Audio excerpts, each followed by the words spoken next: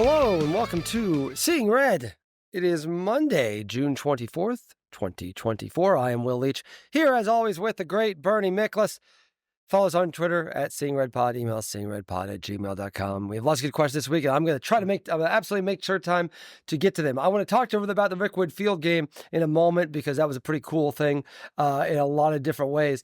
But I kind of feel like, we've talked bad about enough when the Cardinals have not been going well. And while it would have been nice to get more than one in Miami, all the things that went wrong in that Miami series went pretty well against the Giants. A 3-game sweep in which the offense looked halfway decent and the pitching looked really well too.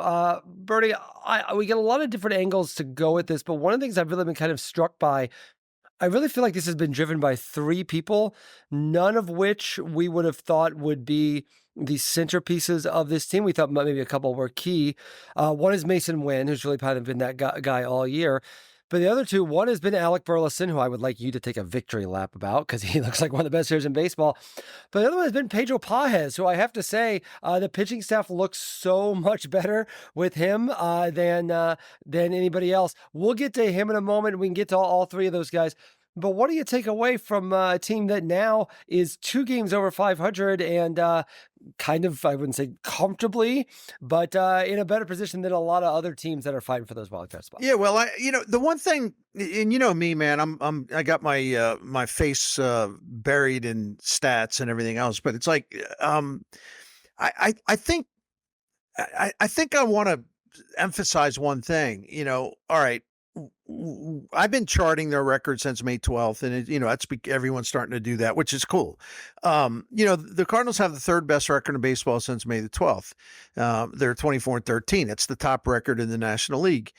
And they've actually been one of the best teams in the National League going back to April 26th. So I think this kind of snuck up on all of us in that maybe we don't quite realize that they're actually good, that this is some kind of passing thing that, oh, well, they're going to level off.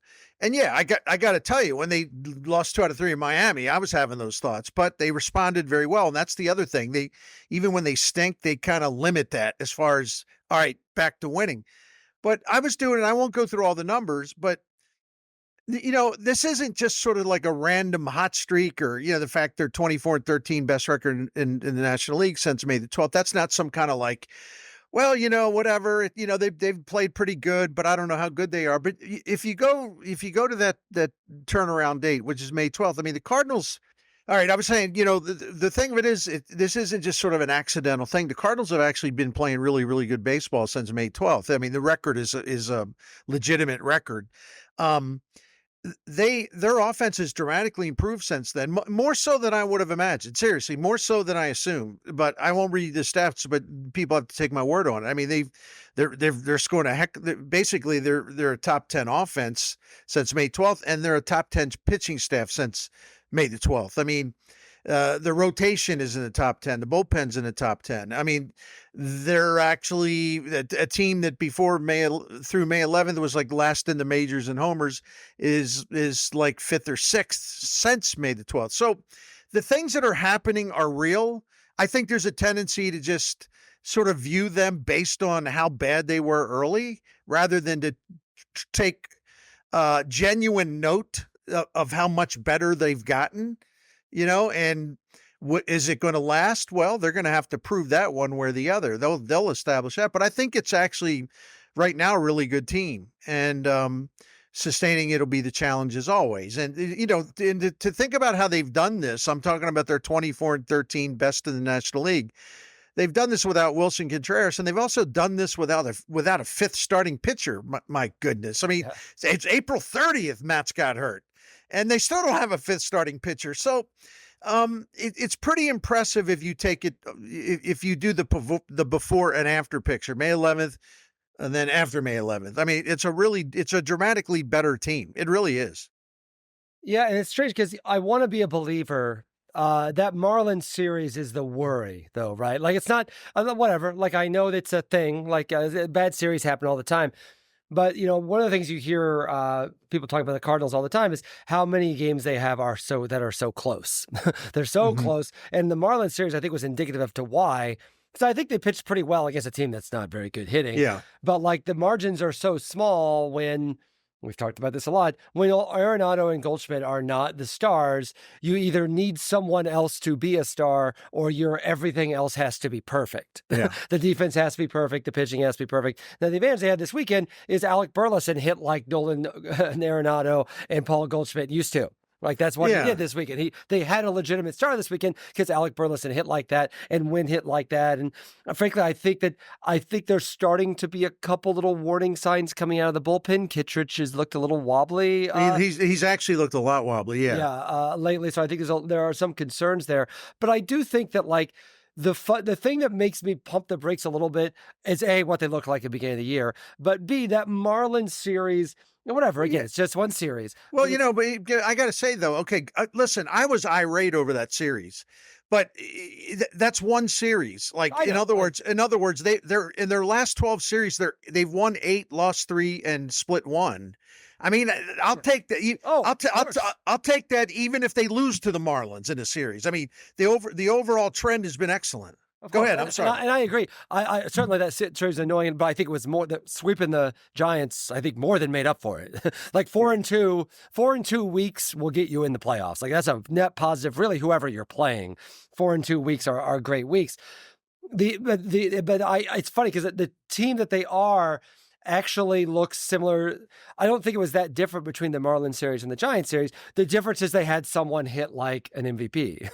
Like that's what happened in San Francisco.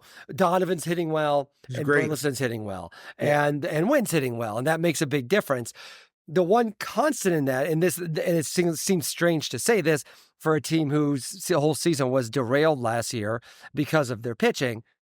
But the one constant has been their pitching, has been the starting pitching outside. And listen, I think that Lynn's had some rough games. Palante's been inconsistent, but had moments here or there. Pitched fine, I thought, in the Rickwood Field game. Gray looks like Gray again, which is a big, big difference. I don't think there's any question.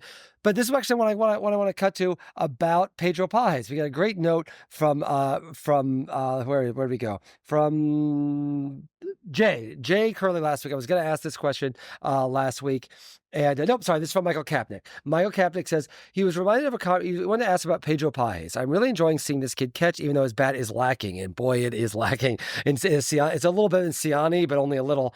But his defense pitch framing is outstanding. So I remember a conversation I had with Derek Gould at STL Today a while back about Yachty late in Yachty's career. I asked Derek how Yachty became such a respectable hitter after being so futile at the plate early in his career. He responded that Yachty had the luxury of having a glove that was so good he kept him playing long enough over many years that he eventually learned how to be a good hitter. I'm not sure Pages' glove is as good as Yachty's, but it seems like a similar situation. I'm looking forward to Contreras coming back, and he could be back tonight, and Poppy bring the offense. But I also want to see Pages get playing time. How do you think the Cardinals should manage catching duties once Wilson returns? And that is a really interesting question because Herrera is hurt right now, and I am pro Herrera, and I think there's an argument to go to 3 catchers on the roster, to be entirely honest, if just because you're so short on right-handed hitters.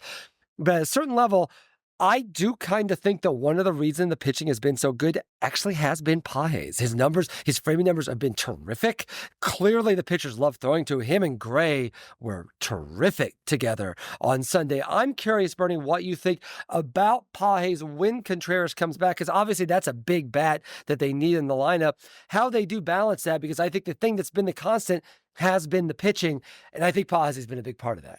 I think Pages got to be the number 2 catcher. If we're going to, not that I'm getting caught up in labels, but Ali Marmol, one of the many things he's done very well is he realized that, so well, hold on a minute. No.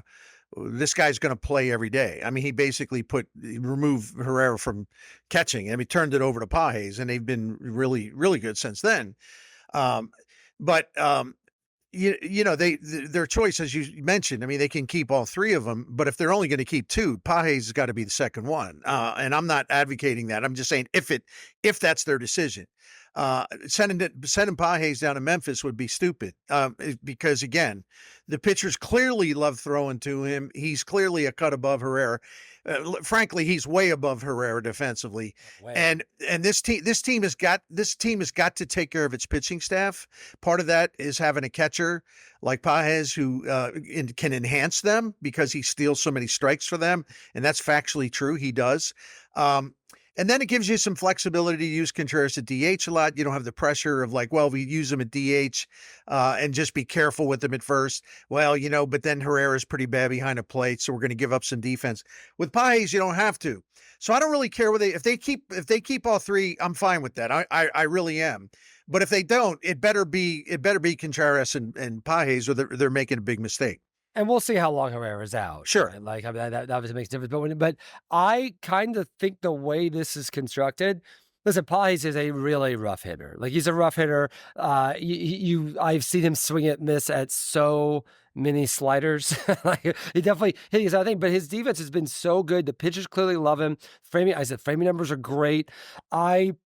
I think Sonny Gray looks his best. Like, that's as good as he's looked, obviously. I almost do a perfect game on Sunday, but like, there was a synergy, a good symbiosis going on between him and Pages that I think you see from the other pitchers.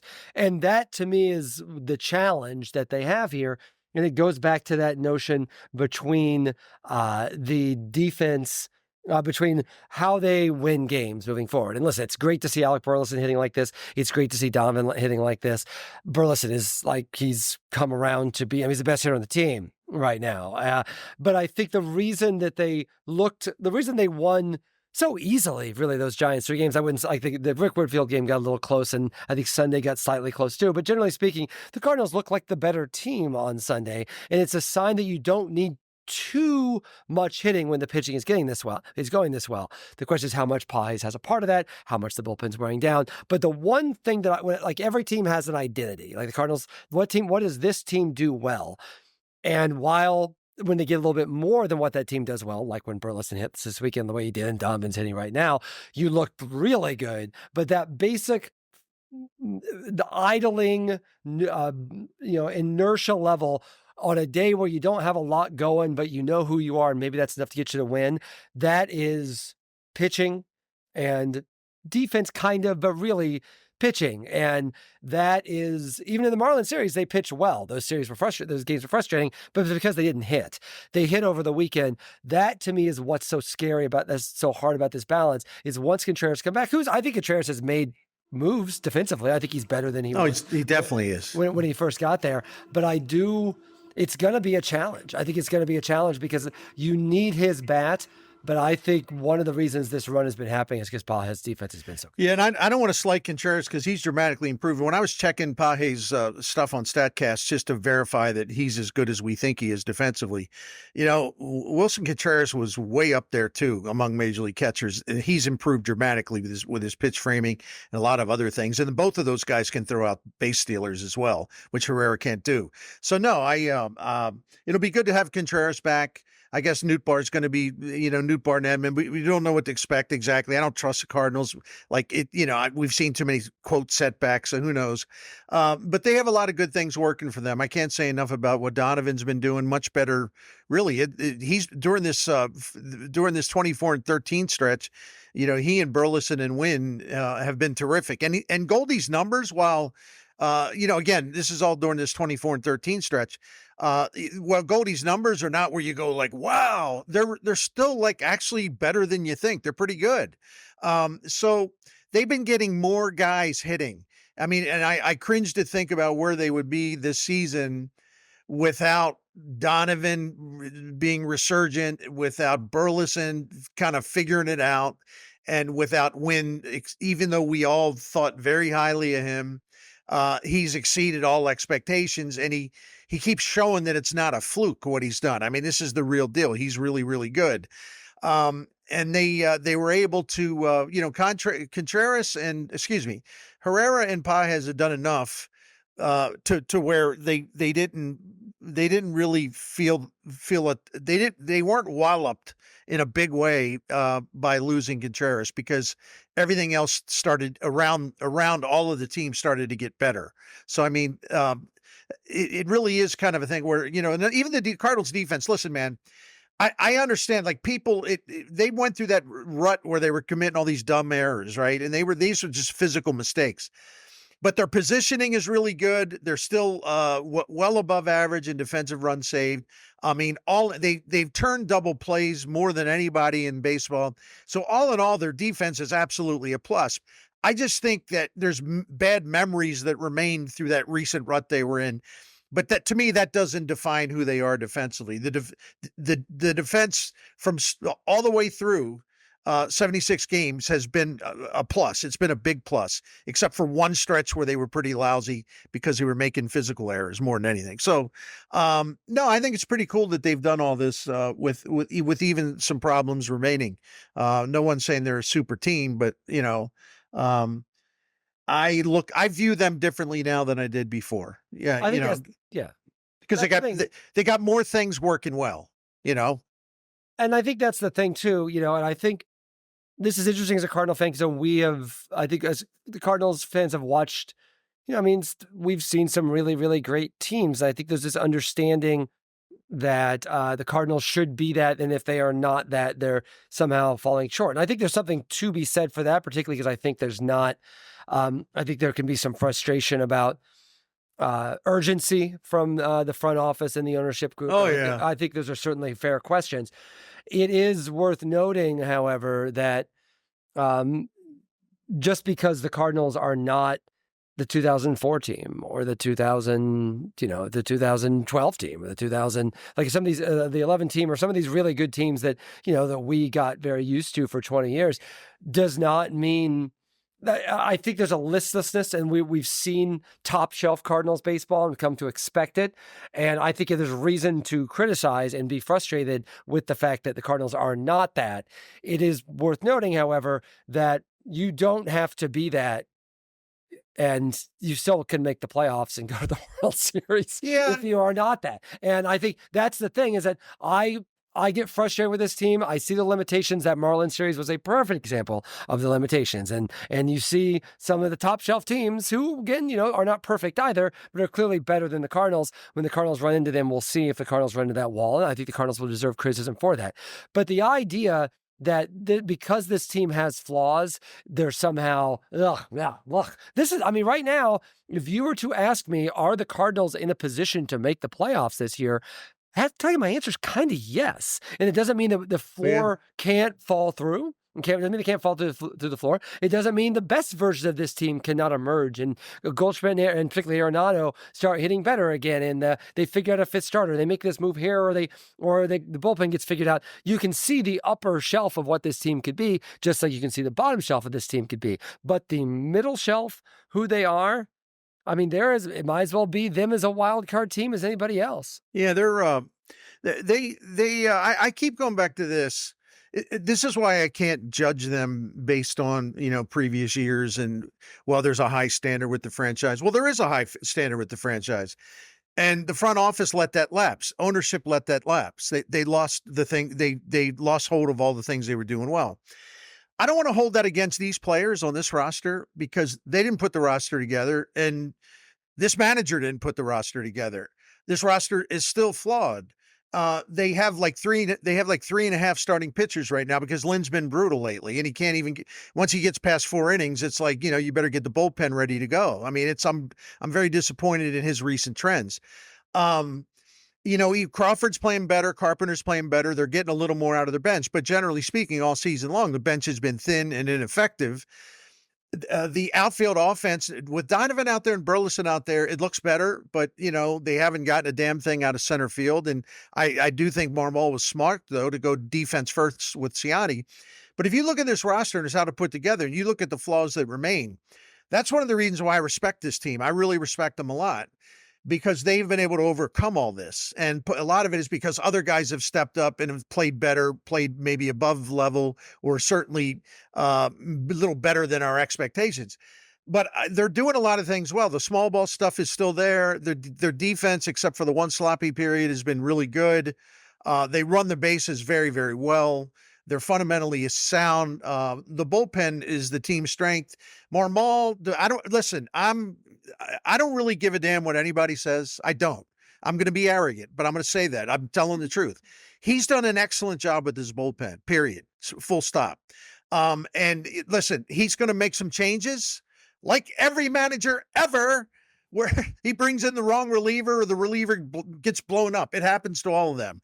But I get so tired of this constant, oh, he shouldn't have taken Gray out. He shouldn't have done this. He shouldn't have done. Listen, this is a dynamite bullpen. It's outstanding.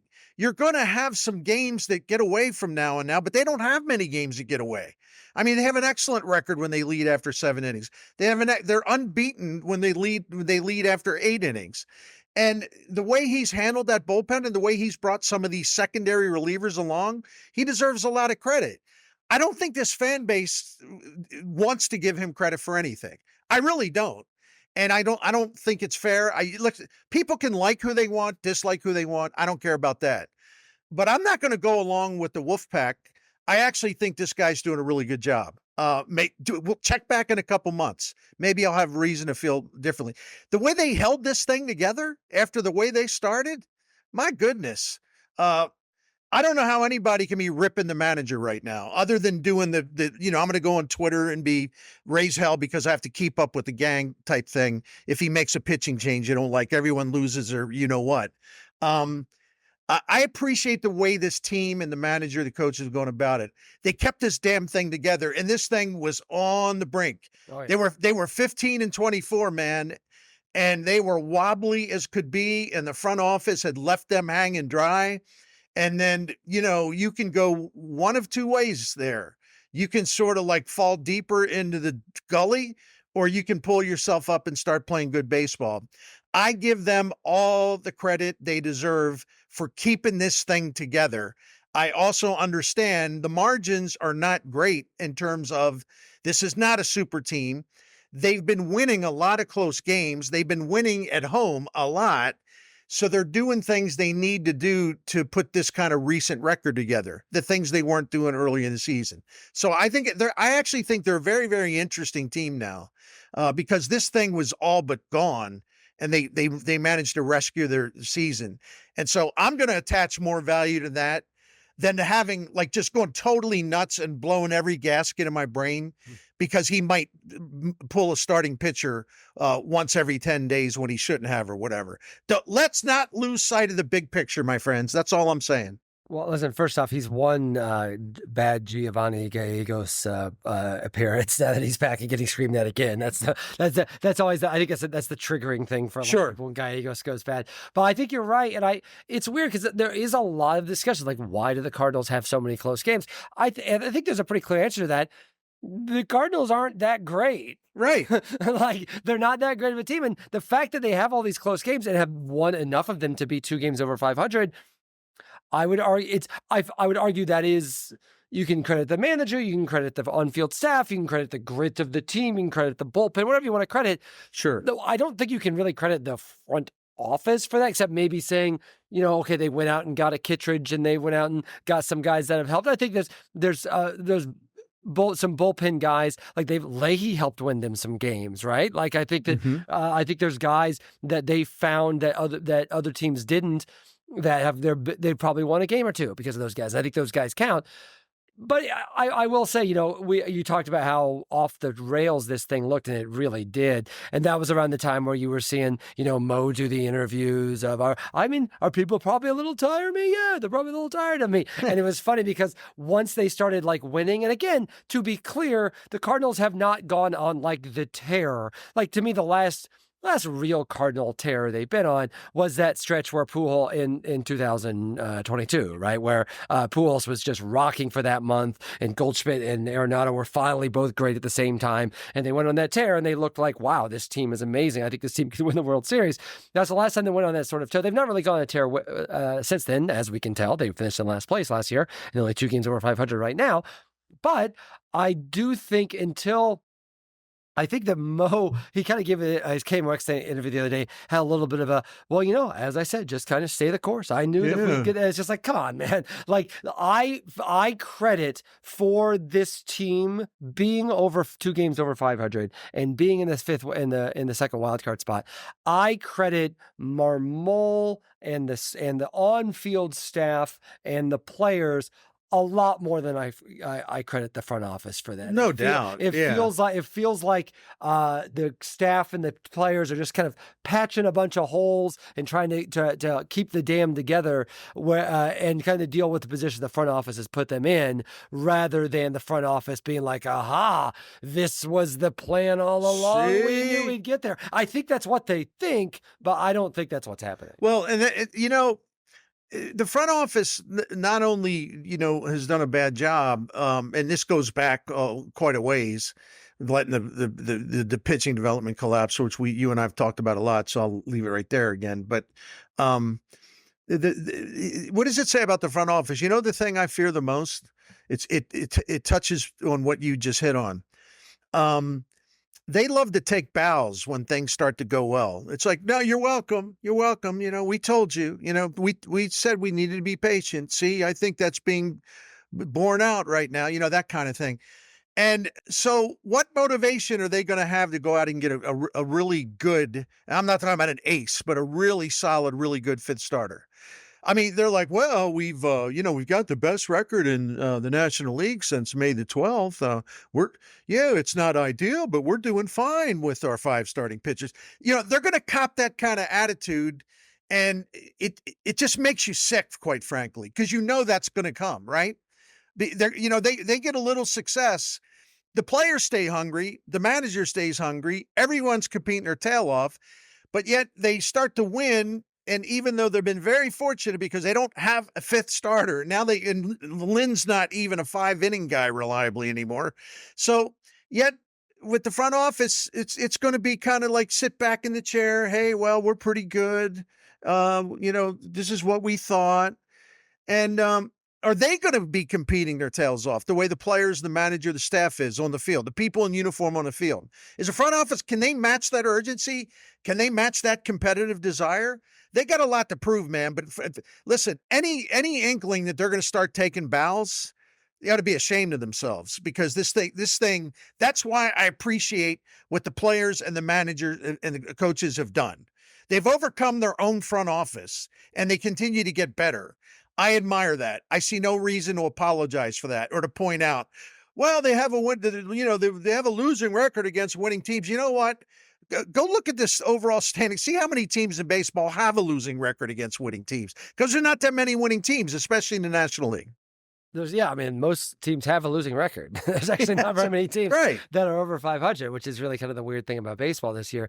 And I think you're right. And I think, listen, and frankly, we will find out what you're talking about, because there's a deadline coming up in a month or so, and Cardinals have some holes. I think that we'll see whether Palante can hang on to that 5th spot, but increasingly... No, he can't. He can't. They can't keep doing this. Increasingly, it's looking like the 4th spot, considering what Lynn has looked like lately. And I think that's the concern, is you're starting at the point where you really are at 3 starters, and then hoping Palante can dance between the raindrops, and hoping you have a good offensive day on the day that Lynn pitches. I'm curious that there's clearly, they got to make some moves. And this actually leads to, I thought was a good question this week, involving about this is the one from Jay Curley. He says, so far this rotation has outperformed most fans' expectations, but still a middle-heavy, low-ceiling group that lacks a second elite starter, usually required for a deep postseason run. Now, I think if you want to make a case for Kyle Gibson as a second starter behind Sonny Gray, I think you can. We'll see how that looks in August and September, but so far I think you can make that case. Assuming they pick up both Gibson and Miklasz has been terrific. Oh yeah, Miklasz is crying out loud. I think he is the number 2 starter right now in a playoff series. Assuming they pick up both Gibson and Lynn's option for 2025, and we'll see about Lynn as a matter of cost certainty, then they have 4 expiring contracts with 0 extension candidates heading into this year. With no clear internal upgrades on the horizon and a firm unwillingness to pay the freight for a star in free agency, how does this rotation get better over the next 3 years? And I think that's a question. There's 2 different questions there. How the rotation holds up next year, or even the end of this year, and what it looks like in the pipeline coming up. Let's put aside the pipeline moment question. That's an overarching endemic issue with the franchise right now. But I do think that, if you're looking for, okay, front office, will you step up the way the team steps up? That's it. There are some starters to be gotten. And some of them are Eric Fetty is out there as a reasonable guy. And listen, there's going to be some bidding wars. The Yankees are going to be in on this. There's going to be teams that are going to be the Orioles have like 2 starters right now, and they're trying to win a war. They've got a much better roster than the Cardinals do. The Cardinals, if they are going to want to fix a rotation that is really just barely holding together right now. And really imagine if Michaelis hadn't turned it around. Imagine where this rotation would be right now. They are having clear problems at the back of the rotation, and that is a problem in the short term and the long term. I don't see where that help is coming from if they don't get it from the outside. Now, a lot of this comes down to the ongoing question, how invested are they in this year's team? How much are they? Is this a patchwork season? I kind of feel like that urgency of, hey guys, if you miss the playoffs or finish in last, which by the way is still on the table, everyone's still bunched together in that division. A couple bad weeks will put you right back in the last place. The Cubs went from 2nd to 5th in like a week and a half a couple of weeks ago. That can still happen. I still wonder how much of that urgency is there from the front office, because there's clear holes, particularly the back rotation, which is the thing that's keeping them in games right now, that have to be filled. I think they can, I think they're going to do something, but it's just a question of how, what are we talking about? To Mozeliak's credit, he did well in 2021 with Lester and Happ. He did well in 22, obviously with Montgomery and Quintana. So, I mean, we've seen him make moves that have helped. What kind of upgrade are we talking about? I'm not sure. If they're going to go out and just get a guy, I mean, you're right. People are going to be losing their minds. Contending teams that need pitching, starting pitching, they're going to be losing their minds, and there's going to be a lot of frantic bidding, which to me will greatly lower, substantially lower any possibility the Cardinals will be a serious player into getting one of the better pitchers out there, whoever's going to become available, because it's going to be a feeding frenzy over it. And that's not their way to give up a bunch of stuff and sacrifice the future, and all that stuff. So I have pretty modest expectations. And as far as like, the question is a valid one. The question is great. What are they going to do to establish pitching and sustain good pitching over the next 3 or 4 years? That's the huge question. But to me, the question can't be answered until I know who's running the baseball operation. If it's going to be Mozeliak for all of next season, and he's going to be the one guiding this team through the offseason following this year, then my confidence level won't be all that great. If they have fresh leadership like Chaim Bloom, who's already made a difference, it's pretty obvious. You can see traces of what he's been working on already. Really, really good. That bullpen, he has a lot to do with the success of that bullpen with some of the people that he recommended. I can't really answer. It's not a cop-out. You know me, I'll answer anything. But I really can't answer, well, what's the future look like? Because I don't know who's going to be guiding the future. Until you know that, you really can't form a good answer. One thing I find really strange, and one thing I think is interesting about the lack of urgency from the front office is, I mean, I think who's running the front office is actually kind of dependent on how things go this year. Like, again, if this team finishes in last, which again is still on the table, as well as things have been going, they could absolutely finish in last this division. I don't think I'm going to predict them to, but the Reds have been kind of underperforming. The Pirates have. Mm-hmm. The Pirates, I think, they could figure out the back end of their rotation. They've got a top 3 starters that compete with anyone. They got to get a couple bats too. Yeah, and the Cubs, like if you ask any Cubs fan, like they're about ready to throw the whole team out the car window right now, and they're still only 2 games out of the wild card.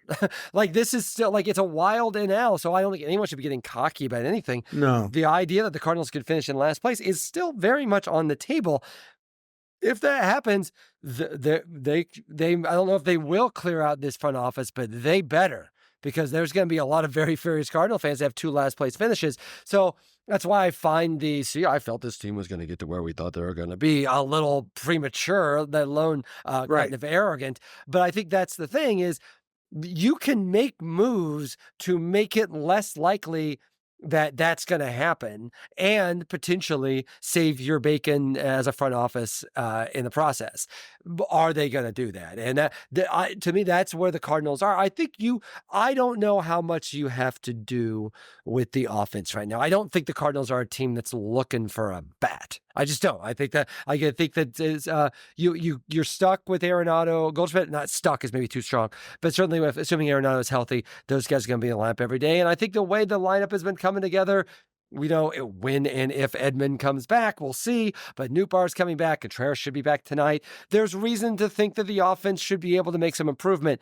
You look at the back of that rotation, they got to do something. They got to do something. Even just with the fifth spot, we'll see with Lynn. I don't think they're pulling Lynn from the rotation. But this Palante thing, I think there's been some encouragement, but like he's just barely holding up in that spot. And eventually I think that train's going to go off the rails. Do they have an answer for it? Or is it like now that Matz is hurt, you'd think that would be a sign to do something. Instead, it looks like it's a sign to be like, well, maybe Palante can keep this going. And I'm not sure he can. Well, no, if just anybody listening to us, we appreciate that you do. And again, sincere thanks. But anybody listening to us, all you got to do, just go to Baseball Reference, call up Palante splits, take a look at what right-handed hitters do against him. It's about a 10-car pileup. I mean, it's awful. They can't do that. They've won 3 of his 5 starts. I think some of that, quite a bit of that has to do with their offense, though. He did pitch 2 really good games, however, and I give him credit. But the other teams, the other dugout knows what's going on. He can't get right-handed hitters at. They kill him. So you can't go down that path where you're basically saying, well, if we get 7 runs, well, we'll be okay. No, that's not a strategy. They need a fifth starter, and it's an embarrassment from everyone, from the owner on down. Well, not the dugout level, because that's not their responsibility, but from the owner to the front office and everybody, the player development system. It's an indictment of how bad they've done their job. The fact they still do not have a fifth starter. Matz, who they knew was going to get hurt anyway. The idea that he was going to get through a season. Oh, we're very confident. What's your reason to be confident about? April the 30th, he's been out, and he's had 2 setbacks or 3 setbacks since then. They still don't have a fifth starter, and there's no one in the minor leagues they have any kind of confidence in to bring up, to plug in there. That is a huge indictment of where this organization stands. Again, not the manager, coaches, and players, the people upstairs. It's an indictment of how they've done their job. I mean, that $44 million contract for Matz, which ends at the end of next year, he has thrown 180 innings for the Cardinals in the first 2.5 years of that contract. I mean, it's unreal. And listen, whatever. I understood he made starts generally for the Mets, but he's a left-handed pitcher that doesn't throw that hard in his mid-30s. I think that's where you're looking at. So yeah, they got to do something. They got to do something in the back of that rotation. I don't know what they do, but there's guys out there to be had. But are they willing to push? Or it certainly looks to me from the outside that the strategy is, it's not going to be that hard. You don't have to be that good to get the NL wild. Yeah, I agree, and that's the complacency part that bothers so many people. And I think that's what fans respond to. I think that's why you see. I don't think that when you see more empty seats at Cardinals games, or frankly, when you see people grousing at Marmol, I would argue sometimes unfairly, it's this sense of, you know what, they're not really trying that hard. So how invested do I need to be in this? It's why this team, which again, I watch this team all the time. Like, you don't have to convince me to watch them. But I think that like the outside frustration, the casual fan indifference is too strong. This is still the Cardinals. People are indifferent to the Marlins. They're not indifferent to the Cardinals, even when they're not an exciting team. But that lack of that excitement that around the Cardinals, I think stems from the notion of, they're not really trying that hard to make the team exciting, so or to make them great. So how invested should I be? And that doesn't mean the Cardinals don't have exciting players. Mason Wynn feels like your kid's next favorite player, man. Like, if we can get him a nickname, like Mason Wynn is he's great and he's fun and he's exciting. But the team itself, even when they have some exciting players, there's just a sense of from the front office, a lack of energy, and I think fans respond to that. Yeah, I agree. I still think there's a good chance, or I think there's a better chance Mo will hand off to Bloom after the season, because Bloom's been doing a lot of things. I mean, a lot of things. He's not just an advisor. I mean, he's taking a hands-on approach. He's being very proactive in terms of going to all the different farm teams, talking to everyone, learning everything he can. That's a guy preparing to take over. No, in my opinion. it's Yeah. good to hear. Okay, so we have two fun questions to close. One is I want to give a chance to talk about the Rickwood Field game, which I was not at. I did watch Messi with my son win at the Argentina game, but I went back when I got home. I watched it on television, which is frankly actually, as I'm sure as moving as it was in person, this was a television event. Actually, one of my takeaways from it, outside of I thought Reggie Jackson's very, I really like it when baseball has things that are unexpectedly raw and real. As someone that writes for Major League Baseball and now does a podcast for Major League Baseball, I like it. I think sometimes there's a temptation over there to sanitize and make things all safe and corporate and so on. I thought that was a really powerful moment that Reggie Jackson had on there. And I think kind of helped bring what that game was really about, as opposed to just being a Field of Dreams redo. So that was great. But more to the point, I thought the game looked terrific on television because Fox basically treated it like a football game. They had all their best cameras out there. They had all looked fantastic. And I loved the old timey thing they did for that half inning. It just looked fantastic. And it was a reminder that a lot of this is packaging, and baseball looks great when you dedicate good. Like I think a lot of people are very frustrated with what Bally has done since they've kind of taken over. That's not an offense to the broadcasters. I just mean the amount of investment Bally has made into the broadcasting of the games. That's nothing against the people that call the games or Jim Hayes or the people that run the cameras. I just think that they've cut back a little bit and less dedicated themselves to the quality of production. And I think you can see the difference when you see a game like this. We actually got a fun question from Kyle Sharamataro, who I think is I've one time at the Rickwood Field game, but also brought up one of my favorite things about the Rickwood Field game is there was no strike zone box. I'm very much against the strike zone box because my argument is it doesn't actually give you any information anymore. All it does is just make you mad. All it does is just exist to make you angry. It's not actually if we're not going to have an automated strike zone, which Rob Manfred has said we're probably not going to have it for a couple more years, if at all, that box exists just to infuriate us. I actually really kind of enjoyed being like, ooh, that was close. I wonder if it was a ball or a strike, tough pitch to take, as opposed to I'm mad at the ump for missing it from being in this arbitrary box. Yeah, I'm with you, man. So I'm curious, what did you think of the Rickwood Field experience, the whole game, and even kind of my point about the box? I thought it was terrific, and I'm with you all the way on this. The more time goes on, and that reminded us. Actually, I don't like the box either because it's really cut into my enjoyment of broadcast, not just Cardinals. It's every single crew in the majors, where every single pitch, it's like, oh boy, I hope they give it to our guy. You know, just get so tired of the running dialogue over that. It's just way too much. It's boring. I'd rather just everyone shut up. If they call it a ball, they call it a ball. It also makes broadcasters sound like all broadcasters. They're like, oh man, that's a terrible call. It's like, listen, like it's easy for you to say. You've got a little box right there. Yeah. Like you're not actually saying that was a bad call. What you're saying is I have information that they don't. It's, and just about every home team crew's the same.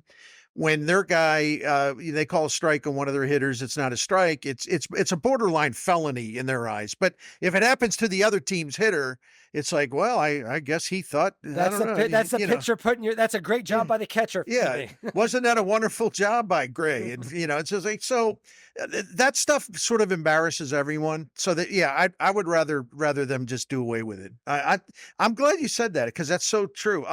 No, I thought it was a magical night. I thought there was a lot of really good discussion about the stuff that Reggie Jackson tapped into. And of course, there's pushback on that because it's America in 2024. That's kind of what it is. That's what we do. How anyone could push back on what the man said based on his own personal experience is beyond me. And they're at Rickwood Field for a reason. It wasn't like, well, let's just go to some old ballpark. There was a purpose behind going there. So I thought that why would someone talk about race at Rickwood Field, the Negro Leagues game? How would you bring race into it? And what they had to go through. And then, I thought Reverend Bill Greason was the star of the game. And I didn't even know that he had pitched for the Cardinals in 1954. Now, granted, it was only 4 games, but still. Seeing Willie McGee at the middle of all exactly. This, Reverend Greason, what a life, what a man. fought at Iwo Jima. Are you kidding me? He's nearly 100 years old. He was someone who mentored Willie Mays in 1948 in Birmingham. Had a lot to do with raising him right, so to speak, in terms of being a baseball player. And then a guy that's been a pastor for, I don't even know how many years now, 70 years, something like that. What an incredible American life. And what a wonderful thing it was that we as people, got a chance to find out about someone like him, who I think by and large, uh, unless someone is sort of like a Negro Leagues historian and really into that and have kept up with it through the years, through the decades. I don't know how many American baseball fans knew who he was. What a wonderful thing that we were now introduced to him. I mean, seriously, what a human being. So no, I thought it was great. I thought it was a good ball game. It was close. It was tight. A lot of fun things happened. No, high marks all the way around. High marks all the way around. Yeah, very cool experience, and I'm sorry I wasn't there, but I'm going to say it really was a television thing. It was just a reminder how good that is. Okay, last question. Yep. This is a question from someone that wants to stay anonymous, so I'm going to call her Betty. Sure, we'll go with Betty. And one of the things that was a big thing, obviously, at the Rickwood Field game was the death of Willie Mays, and there were many great tributes to Willie Mays. And really kind of the way all that turned out was it turned out to be a great tribute to Willie Mays in addition to the other things they were trying to do that night. But I think generally speaking, what you could have argued for a long time, whether it was Hank Aaron or Willie Mays, is who was the best living ball player. But now Hank Aaron, of course, died a couple of years ago. Willie Mays has died now. Led to a lot of questions. I wrote this in my 5 Fascinations piece for MLB.com this week of who is the greatest living ball player now. Now, there are 2 ways to look at this question. One is, are you going to punish people for steroids, and are you not going to punish people for steroids? If you do not punish people for steroids, and for the record, I don't, Barry Bonds is pretty obviously the answer. But if you don't, and the question was, if you from Betty is, with the passing of Mays, who holds the title of the best living ball player now? If you limit the steroids, guys, and thus eliminate Barry Bonds, who is absolutely the answer if you don't account for steroids, I think the only options really are Ricky Henderson and our own favorite Albert Pujols. So there'll be New Yorkers that will say Derek Jeter. I'm curious your guys' talk on this as you appreciate the history of the game. If you put Bonds aside, which don't, but I'm sure there are people listening that will put Bonds aside. I disagree with you, but whatever. It's fun to talk about baseball, to each their own. If you put that aside, is it possible that Albert Pujols is the greatest living baseball player right now? Well, I've been monitoring all these pieces because I think they're interesting, and I haven't made up my mind yet, but I do know this. Albert Pujols is kind of an afterthought. I'm not saying, listen, this is true of every baseball writer or analyst who's written about the greatest living player thing, but he pretty much gets put way down on the list. He's sort of like an also mentioned or also considered. And I'm wondering how the heck that could be. There's one player in the history of Major League Baseball who has this combination, 3,000 hits, 2,000 RBIs, 700 home runs, and multiple league MVP awards. There's one guy in the history game who's done that. And the last time I looked, he's very much alive.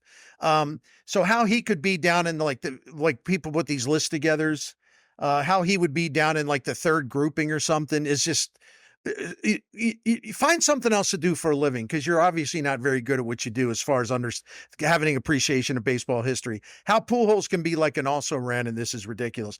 I'm not saying that he's like, if I would be a homer for, I sat here and said, well, he's a slam dunk, it's obviously him. I don't know who it is. And the PED thing, as always, whether it comes to Hall of Fame voting, something like this, it gets in the way. So you almost have like, well, if you consider, like Will Leitch said, if you consider, okay, I'm fine with PEDs, it probably would be Bonds. If, as Will said, if you say, nope, I'm drawing a line at that, well, then those folks would come up with something else. I think Mike Schmidt and Johnny Bench would be in the conversation. I don't know. I think Ken Griffey Jr., I think Pujols would be in the conversation. Ricky Henderson, I think. Ricky Henderson for sure. I think Ichiro merits some consideration. I don't know about pitchers. As many great ones have there been. I'm a little old fashioned that way. I just kind of prefer, guys who play every day. It's nothing against pitchers. I'm just saying I'd rather go with a position player because they can impact more games. And if they're like Willie Mays was, he can impact more games in more ways than anybody, and so It's really hard to kind of sift through it. I think it says a lot when, Musial and then Aaron and then Mays were pass away. We're struggling to figure out who it is now. Like before, it was automatic. No one argued about it, debated about it all. The heir to the throne was always in line. This time, I'm not so sure. Joe Posnanski went with Griffey. I think that's crazy. I have to say, I think that's absolutely crazy. And I've seen, and then the thing that really kills, I just have to laugh at it. There's this big thing now. Every time I go into threads, or even some blogs, like there's this big push. It's like, well, how no one's talking about Pete Rose? Listen, the simple question: was Pete Rose ever the best player on his own team? No. Maybe there was a really bad Reds team at the beginning or at the end, but yes, no. Are you kidding me? I mean, all right, the all-time hits record is incredible. Yeah. But he didn't hit for power. He wasn't a particularly effective base runner. He was not good defensively. I'm not saying he was a butcher. And he had the bonus. He gave his team a bonus of playing multiple positions. I value that, but he wasn't particularly it's insane. Good. Yeah.